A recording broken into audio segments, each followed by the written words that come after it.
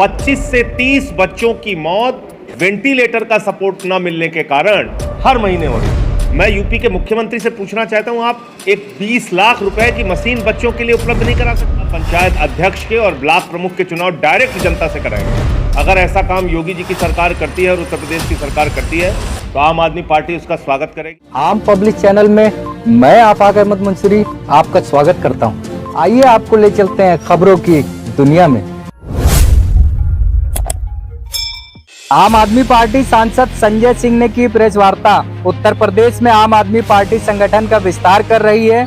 लखनऊ, प्रयागराज, मेरठ, फिरोजाबाद में पार्टी कार्यकर्ताओं के साथ सम्मेलन करने जा रही है। आज अयोध्या प्रांत का सम्मेलन बाराबंकी में है। जिला पंचायत और ब्लॉक प्रमुख के चुनाव में योगी जी ने कहा था डायरेक्ट जनता के द्वारा कराए जाएंगे। अगर ऐसा हुआ तो हम उसका स्वागत करेंगे। बदायूं के जिला अस्पताल में कई नवजात बच्चों की मौत हो गई। वहां पर मशीन ऑपरेट करने वाला कोई नहीं है। सुल्तानपुर में बिना नोटिस दिए गरीबों के घर उजाड़ दिए गए। इस मामले में हम माननीय उच्च न्यायालय तक जाएंगे। हिंदू मुसलमान की राजनीति करके वोट लेना अलग बात है और काम करना अलग बात। दिल्ली के स्कूलों में फीस बढ़ा दी जा रही है। बस का किराया बढ़ा दिया गया, लोग परेशान हैं। सभी पत्रकार बंधुओं को नमस्कार। उत्तर प्रदेश में आम आदमी पार्टी अपने संगठन विस्तार के काम में बहुत तेज़ी के साथ जुट गई है और अब तक लखनऊ के अंदर सम्मेलन, प्रयागराज में सम्मेलन, मेरठ में, फिरोजाबाद में पार्टी के कार्यकर्ता सम्मेलन और संकल्प शिविर का आयोजन हुआ है। आज अयोध्या प्रांत का कार्यकर्ता सम्मेलन बाराबंकी में है और कल अयोध्या प्रांत का संकल्प शिविर है बाराबंकी में। इसके बाद जुलाई माह से पूरे उत्तर प्रदेश में आम आदमी पार्टी के संगठन विस्तार के लिए अलग अलग लोगों को जिम्मेदारी देके वो अभियान चलाया जा रहा है, जिससे कि हमारी विचारधारा, हमारी बातें प्रदेश और देश की सरकार की जो नाकामियां हैं वो जनता तक पहुंचाई जा सके।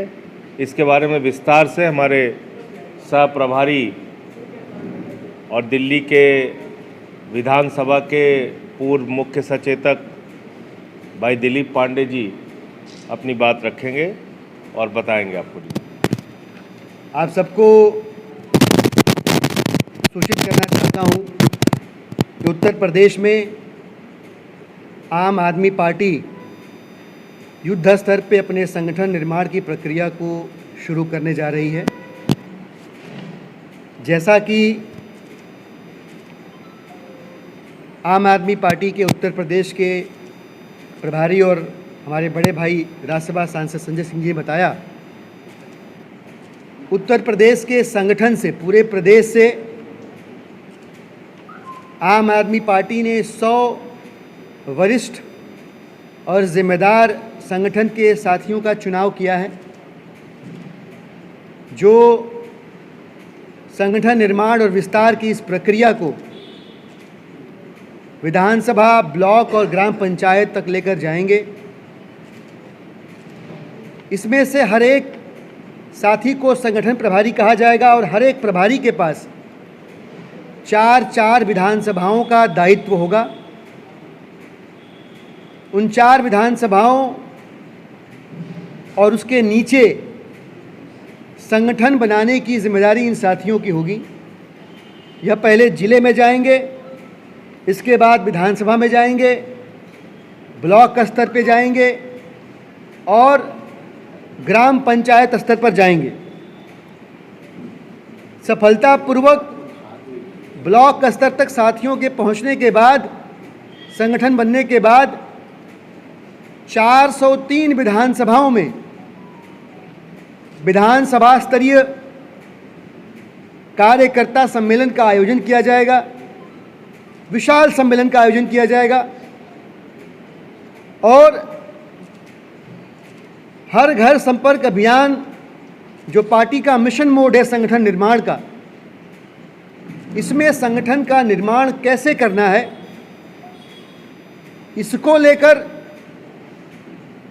जून महीने के आखिरी हफ्ते में एक दिन भर की प्रशिक्षण कार्यशाला का आयोजन होगा, जिनमें इन 100 साथियों के साथ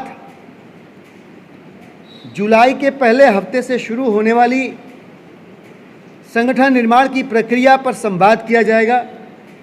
इन्हें बतलाया जाएगा कि संगठन कैसे बनेगा, जिले में कैसे जाएंगे, विधानसभा में कैसे जाएंगे, ब्लॉक स्तर पर जाकर क्या करेंगे, और इस प्रक्रिया को अक्टूबर के पहले सप्ताह तक पूरा कर लिया जाएगा। तो ये लगभग 3-3.25 महीने का कार्यक्रम है, जिसमें आम आदमी पार्टी जहां संगठन है उसे और मजबूत करेगी और जहां नहीं है वहां तक संगठन निर्माण की प्रक्रिया को लेकर जाएगी, ताकि आने वाले पंचायत चुनाव में जो 3051 पंचायत की सीटें हैं, इन सीटों पर मजबूती के साथ, संगठन की ताकत के साथ इंगित करना कि इन सभी सीटों पर आम आदमी पार्टी अच्छी छवि वाले मजबूत लोगों के साथ चुनाव लड़ेगी।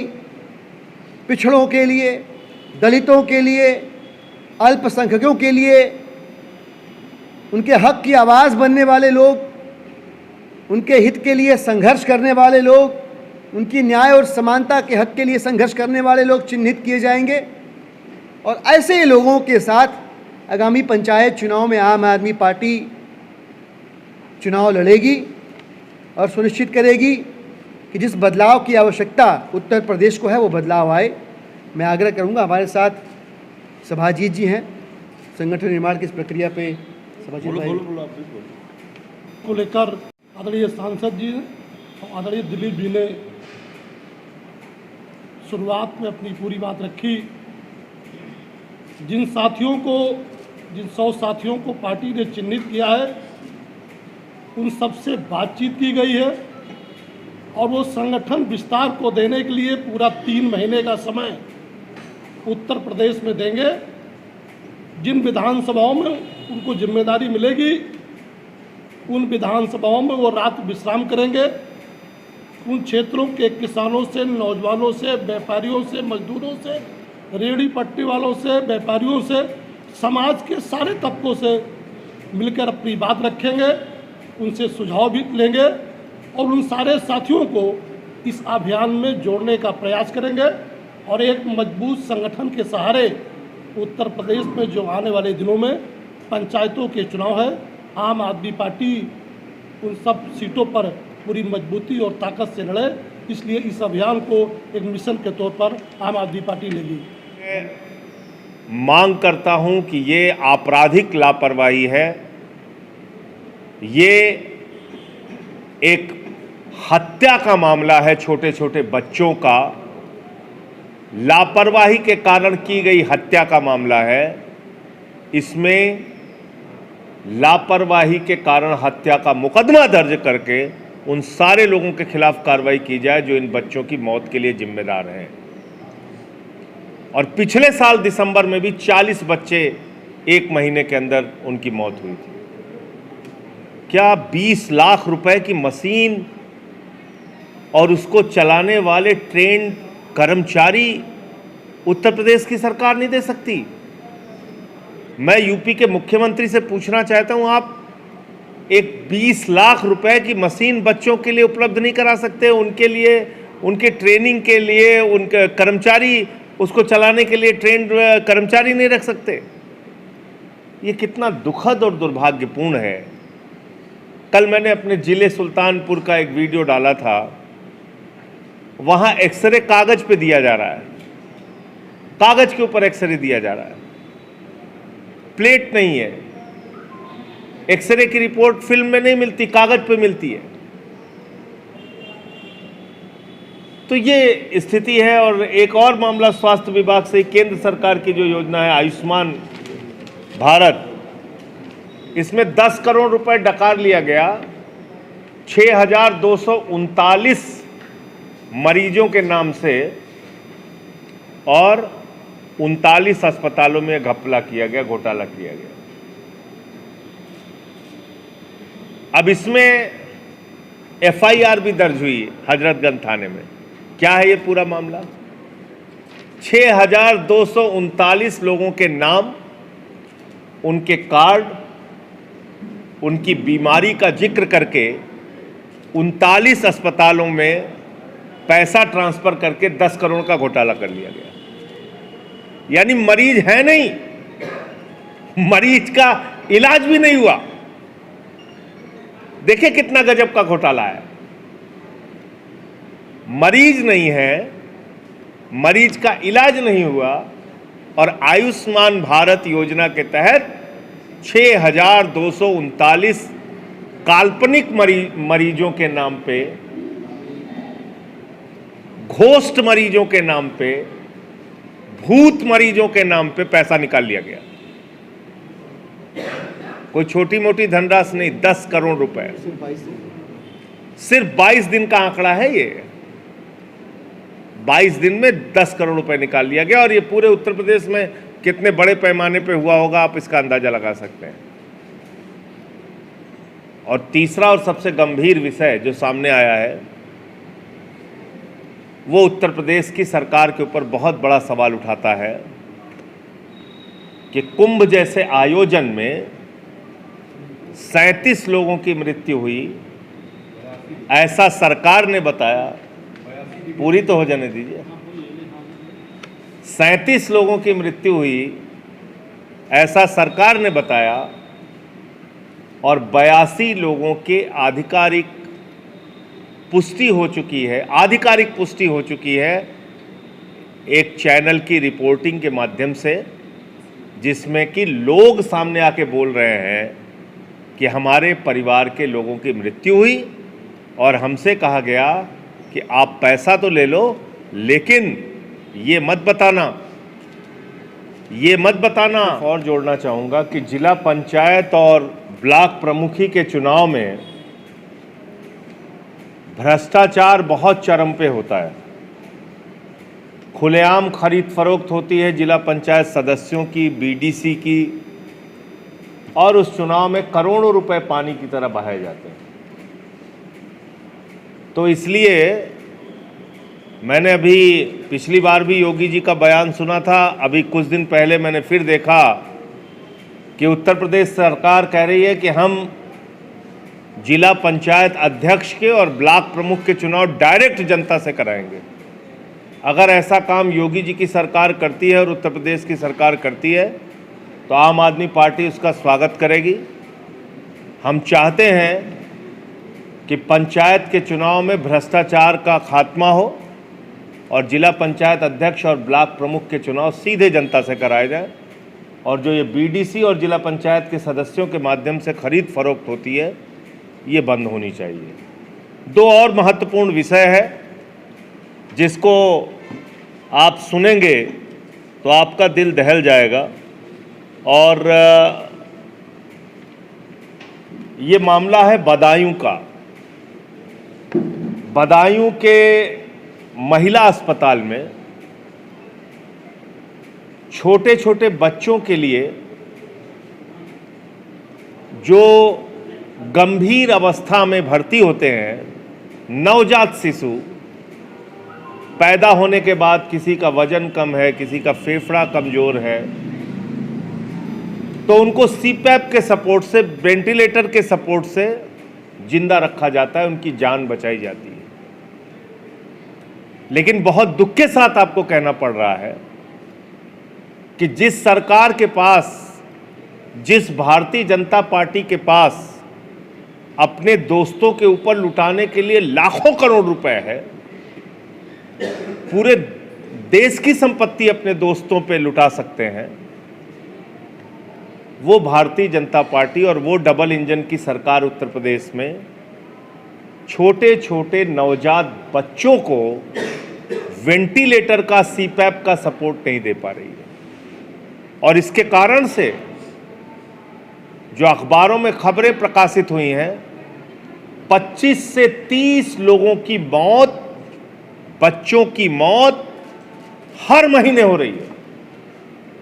25 से 30 बच्चों की मौत वेंटिलेटर का सपोर्ट न मिलने के कारण हर महीने हो रही है। और इसमें जो बयान है डॉक्टर का, वो बहुत ही हास्यास्पद है।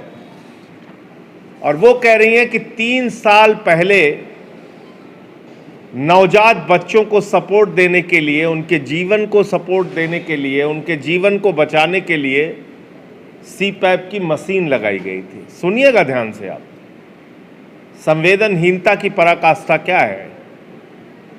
और वो सीपैप की मशीन चलाने के लिए ट्रेंड लोगों की जरूरत थी, प्रशिक्षित लोगों की जरूरत थी। वो प्रशिक्षण का कार्य 3 साल तक नहीं हो पाया। प्रशिक्षण का कार्य उन सीपैप मशीनों को चलाने के लिए जिनके सपोर्ट से बच्चों की जिंदगी बचाई जाती है, उस ट्रेनिंग का काम पूरा नहीं हो पाया। और जिसके कारण से वो मशीनें कबाड़ में चली गई और बच्चे हर महीने 25-30 संख्या में मरते रहे। भगदड़ के कारण हुई है। हादसे होते हैं, घटनाएं होती हैं, उसकी जिम्मेदारी लेनी चाहिए। जो लोग जिम्मेदार थे उन पे कार्रवाई करनी चाहिए। जिन लोगों की जान गई उनके घाव पे मरहम रखना चाहिए, उनके परिवार को मुआवजा देना चाहिए। लेकिन बजाय इसके मौत के आंकड़े छिपाए जा रहे हैं। और इसमें एक नाम ऐसा है जो सुन के आप लोग चौंक जाएंगे। भारतीय जनता पार्टी के एक समय चाणक्य कहे जाने वाले गोविंदा आचार्य जी के सगे भाई का नाम भी अज्ञात लोगों की सूची में रखा गया। उनके भी नाम की पुष्टि नहीं की गई कि ये भगदड़ में मारे गए। इतने बड़े पैमाने पर संवेदनहीनता का प्रदर्शन करके लोगों के मौत के आंकड़े आप छुपा रहे हैं। शर्म नहीं आती उत्तर प्रदेश सरकार को? शर्म नहीं आती भारतीय जनता पार्टी को? कुंभ के सफल आयोजन का आप पूरे देश में ढिढोरा पीट रहे हैं। पूरे देश के लोगों को आपने आमंत्रित किया और जिन 82 लोगों की जान गई उसकी जिम्मेदारी लेने के लिए सरकार तैयार नहीं है। तो ये एक तीसरा और गंभीर मुद्दा था जो मैंने आपके सामने रखा। आप के कोई प्रश्न हो तो आप पूछ सकते हैं। एक मामला अभी मड़ियाओं का आया है कि महिला जो है एक होटल चलाती है चाय का, तो वहाँ पे जो है रात में जो है पुलिस वाले जाते हैं, उसको बेरहमी से मार करके गाड़ी बंद करते हैं। खासकर जो है महिला पुलिस वाले नहीं होते हैं, दरोगा जी होते हैं, और दरोगा साहब जो है उनको खींच करके गिरबान में हाथ डाल कर गाड़ी बंद करते हैं। एक तरफ से करेंगे महिलाओं की सुरक्षा की और रोजगार की, जो रोजगार जो चला रहे हैं उनको खत्म करने की कोशिश की जा रही है। कैसे दिखते सर? देखिए, ऐसा है कि बीजेपी मतलब बर्बादी है। गरीब के घर पे बुलडोजर चलाना, उसकी दुकान पे बुलडोजर चलाना। पुलिस प्रशासन को भी इसी तरह का संकेत रहता है, तो लोगों को मारना, पीटना, उनके रोजगार उजाड़ना, तो ये काम ये लोग करते हैं। रहा सवाल ऐसी घटनाओं पे हमारी भूमिका क्या है, तो ठीक है, मीडिया के तौर पे आपकी भूमिका है, आप ऐसी खबरों को दिखाते हैं, लेकिन ऐसे मामलों में हम लोगों को कोर्ट तक इन पुलिस वालों के खिलाफ जो ऐसी कार्रवाई करते हैं उनके खिलाफ जाना चाहिए। जिस घटना का आपने जिक्र किया है उसके बारे में पता करके और इसमें हम लोग देखेंगे कि इस पे की मॉडल चाय वाली है, हमसे गोरखपुर भी रह चुकी है। हाँ, तो हम इसमें क्या आगे कर सकते हैं उस पे ज़रूर कार्रवाई करेंगे। और दूसरी बात यह है कि जहाँ जहाँ ये पूरे प्रदेश में बुलडोजर चला रहे हैं, ये सुप्रीम कोर्ट के आदेश का खुला उल्लंघन है। तो अब मैं यहाँ के अधिकारियों को बहुत साफ तौर पे कहना चाहता हूँ कि अगर आप ये हिटलर शाही का बुलडोजर चलाते रहेंगे घूम घूम के, तो ठीक है, सरकारें तो आती जाती रहती हैं, कभी बीजेपी की है, कभी कोई और रहेगी, लेकिन एक बात आप निश्चित जान लीजिए कि आप लोगों के खिलाफ लीगल एक्शन के लिए चाहे हमें कोर्ट में जाना पड़ेगा, हम कोर्ट में भी जाएंगे। और सुल्तानपुर के मामले में मैं कोर्ट में जा रहा हूँ। सुल्तानपुर में बिना नोटिस के हमारे ज़िले में गरीबों को उजाड़ा गया, उनके घरों पे बुलडोज़र चलाया गया। उस मामले को लेकर मैं उच्च न्यायालय में जा रहा हूँ और अलग अलग संस्थाओं में भी शिकायत की है उसकी। तो ये निश्चित है कि अब जहाँ ऐसे बुलडोज़र ये लोग चलाएंगे, सुप्रीम कोर्ट की रोक के बावजूद सुप्रीम कोर्ट के आदेशों का उल्लंघन करेंगे, उस पर लीगल एक्शन के लिए भी हम लोग पूरी कार्रवाई करेंगे और उन लोगों के साथ देंगे, उन लोगों के साथ करेंगे। आईपीएस लॉबी हो या आईएएस लॉबी हो, वो मीटिंग अब धीरे खत्म हो चुकी है और अधिकारी जो तमाम जो अफसर है वो अपनी अपनी जो कार्यशैली है वो अपने मन से कर रहे हैं और सरकार उनसे अपनी मंशा से काम करा रही है। तो इसीलिए तो कोई नियंत्रण नहीं है ना सरकार का। भाई उत्तर प्रदेश की सरकार का कोई नियंत्रण अधिकारियों पे है नहीं, ये साफ तौर पे दिखता है। जो जैसे चाह रहा है वैसे कर रहा है। ज़िले में अपराध आए दिन हो रहे हैं, उस पर कोई रोक लग नहीं पा रही है। तो जब मैंने पिछली बार भी कहा था, फिर दोहरा रहा हूँ, जब अपराध का और पुलिस का राजनीतिकरण हो जाएगा, सेलेक्टिव तरीके से काम होगा कि ये हमसे जुड़ा हुआ है, इस पर कार्रवाई मत करना, ये हमारे खिलाफ है, इस पर 4 गुना ज़्यादा कार्रवाई करना, तो फिर न्याय नहीं हो पाता है और प्रशासन नहीं चल पाता। तो यही हो रहा है इस समय। पाना हो वो बता दीजिए, नौकरी के नाम पे हुए पेपर में पेपर लीक बता दीजिए। कौन सी चीज़ में भ्रष्टाचार बचा हुआ है जहाँ ना पहुँचा हो, आप बताइए मुझे। हर थाने के अंदर बगैर रिश्वत के ना कोई एफआईआर लिखी जाती है, ना कोई कार्रवाई होती है। तो ये तो सर्वविदित सत्य है। दिल्ली में भाजपा के बाद से इस बात से आ रहा है कि नए एडमिशन सत्र में बच्चों से फीस वृद्धि हुई है और जो आपका शिक्षा मॉडल था वो पूरी तरह से बदल दिया गया है। पूरी तरह से उस पर लोगों का रुझान आ रहा है कि पहले जो व्यवस्था थी वो ठीक थी और अब जो व्यवस्था है सरकार की वो उतनी ज़्यादा वो नहीं है। पैसा तो ये बात तो हम चुनाव में चिल्ला चिल्ला के कह रहे थे। देखिए, हिंदू मुसलमान की राजनीति करके वोट लेना अलग बात है, लेकिन जनता के लिए काम करना और सरकार चलाना ये आम आदमी पार्टी से बेहतर कोई नहीं कर सकता। ये दिल्ली में हमने साबित किया। केजरीवाल जी ने शिक्षा फ्री, इलाज फ्री, बिजली फ्री, पानी फ्री, बस की यात्रा फ्री, सब कुछ फ्री में देने के बावजूद मुनाफे का बजट दिया। और जब से बीजेपी आई है क्या कर रहे हैं? खाली सुबह से शाम तक एक काम हो रहा है दिल्ली में। यूपी वाला है, बिहार वाला है, गरीब आदमी है, बुलडोजर चलाओ उजाड़ो। यूपी बिहार के लोगों को दुश्मन देश के नागरिक की तरह व्यवहार किया जा रहा है दिल्ली में, दुश्मन देश के नागरिक की तरह। चुनाव के पहले इन लोगों ने बांग्लादेशी कहा था पूर्वांचलियों को, यूपी बिहार के लोगों को, और अभी चुनाव जीतने के बाद पूरे दिल्ली में जहां जहां बसे हुए हैं, जहां जहां यूपी बिहार के लोग बसे हुए हैं, खुलेआम उनके घर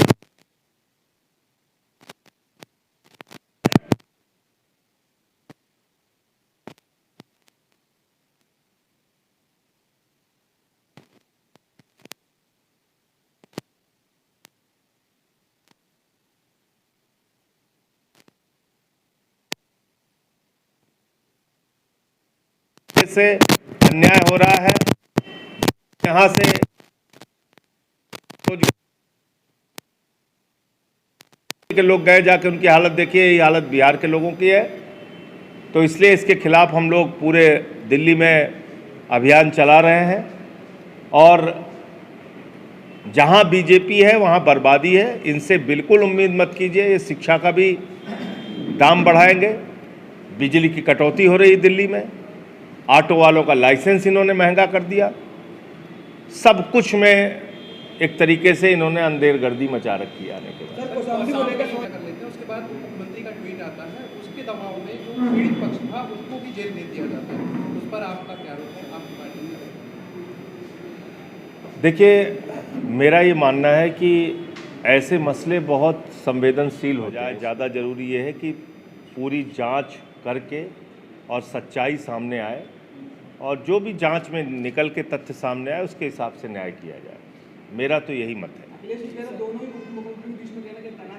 मैं ऐसी कोई किसी के बारे में कोई टिप्पणी नहीं करूंगा। मैं सिर्फ ये कहना चाहता हूं कि इस पूरे मसले पर गहराई तक जांच करके निष्पक्षता के साथ जो भी जांच में सच्चाई निकल के आती है उसके हिसाब से कार्रवाई हो, उसके हिसाब से न्याय। संजय जी, आरसीबी की विक्ट्री परेड में जब जिस तरीके से भगदड़ होती है, सिद्धार्थ भैया ने कुंभ से मामला जोड़ा था, अब बीबीसी की रिपोर्ट आ गई, क्या आपको लग रहा है आम आदमी पार्टी आगे चुनाव में इसको लेकर क्या करने वाली है, आगे क्या करेगी? देखिए, हम कोई दो दुखद घटनाओं में कंपैरिजन करने के लिए नहीं बैठे हुए हैं कि यहाँ ज़्यादा मौत हुई, यहाँ कम मौत हुई, इसकी प्रतियोगिता कराई जाए। इंसान की ज़िंदगी की कीमत क्या है वो ज़्यादा महत्वपूर्ण है। लोकल ट्रेन में भीड़ के कारण लटके हुए लोग रहते हैं और दो गाड़ियों के आपस में अब अगल बगल गुजरने से आपस में टकरा के मर जाते हैं 5 लोग। क्या ये भारत की सच्चाई को बयान नहीं करता? आम आदमी की ज़िंदगी कितनी दुश्वारियों में है, इस बात की गवाही नहीं देता? कुंभ के भगदड़ में लोग मारे जाते हैं, उसमें आप मौत का आंकड़ा छुपाते हैं। क्या ये आपकी संवेदनहीनता को उजागर नहीं करता? इसी प्रकार से जो अव्यवस्था रही बेंगलोर में और जिसमें लोग मारे गए, वो भी कहीं ना कहीं यही दिखाता है कि सारा तंत्र बस चंद लोगों के लिए है, उन्हीं को सुरक्षा देने के लिए बना हुआ है। अगर आपने हमारे चैनल को सब्सक्राइब नहीं किया है तो आम पब्लिक चैनल को सब्सक्राइब कीजिए और हाँ, बेल आइकन जरूर दबाइए।